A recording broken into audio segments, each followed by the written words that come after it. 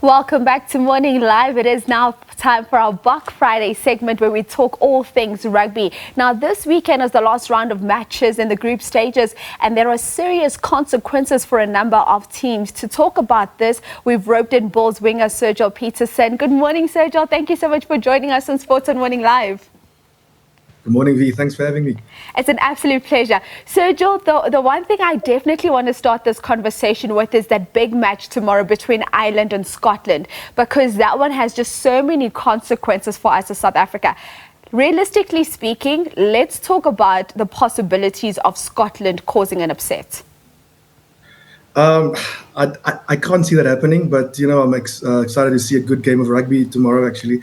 So, looking forward to the game. It's been exciting World Cup so far, and with a lot of entertaining matches. So, just excited to see the game. Let's talk about, as we look at that game, of course, playing tomorrow at 9 p.m., the battle between the fly half, Scotland's Russell up against Sexton of Ireland. What do you see that battle looking like on the pitch tomorrow?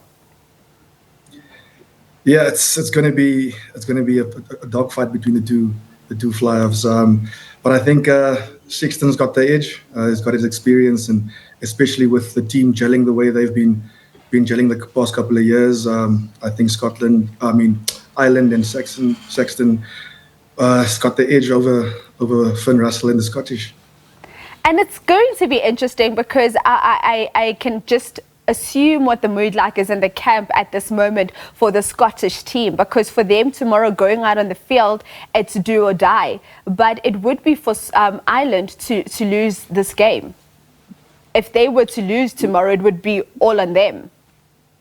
Yes, no. I think all the pressure is on Ireland, actually, because they've been the front runners in this pool. But in saying that, also, it's not to say there's no pressure on the Scottish. So just excited to see the game. It's going to be a tough encounter between the two nations. Let's talk to the back threes. I mean, both sides' back threes are very good. They're very solid. Where do you see that battle going? In whose favour? The backfield, like I said, I think Ireland's got the edge on this one. Players like James Lowe and Hansen, they've been instrumental for the Irish in the back. James Lowe's got a massive left boot as well, so he's got that versatility at the back where he can slot in as a kicking option. He's a great runner of the ball.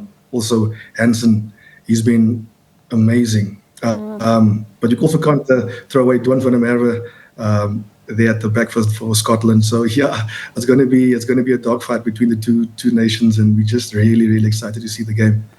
Now, Sergeal, I do want to speak a bit about this New Zealand side that we've seen in this tournament, because they didn't have the best of starts, not always so convincing, but they have now officially made it into the quarterfinals. What do you make of their overall performance, this New Zealand side? Because it seems as though the more they play, the more they start to pick up momentum, and they're starting to look like the New Zealand we know them to be.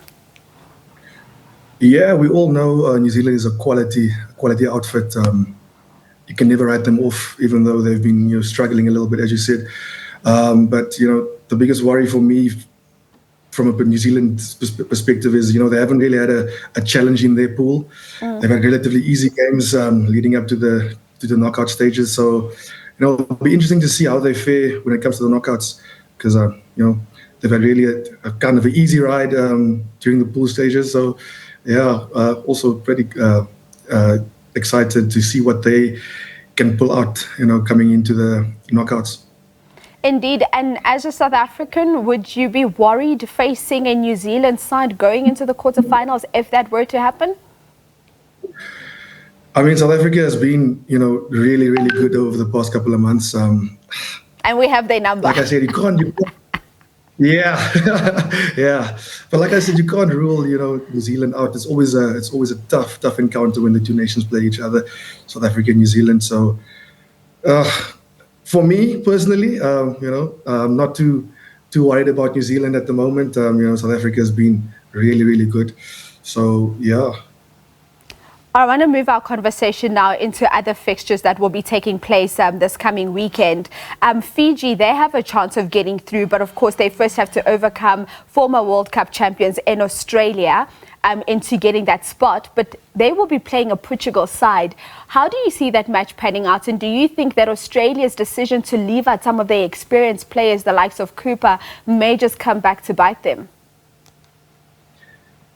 Yeah, I mean that's a difficult one. I think Australia was probably thinking that building towards the next World Cup, so giving us a lot of the younger players experience now, so they can have that experience going into the next World Cup. But that's a risk you take. And yeah, I think Fiji has been really good. Fiji's been exciting. I think throughout this World Cup, Fiji's probably been everyone's second team that they support.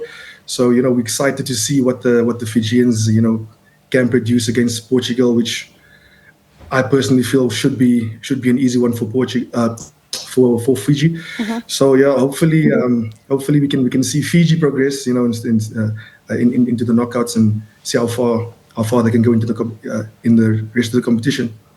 Oh, perfect. Sergeal, thank you so much for your time this morning, and continue enjoying watching this World Cup. Thank you very much. It was a pleasure being here. All right, Sergeal Petersen there, speaking all things rugby, of course, a Bulls player. Looking forward to that encounter tomorrow. It is going to be Scotland.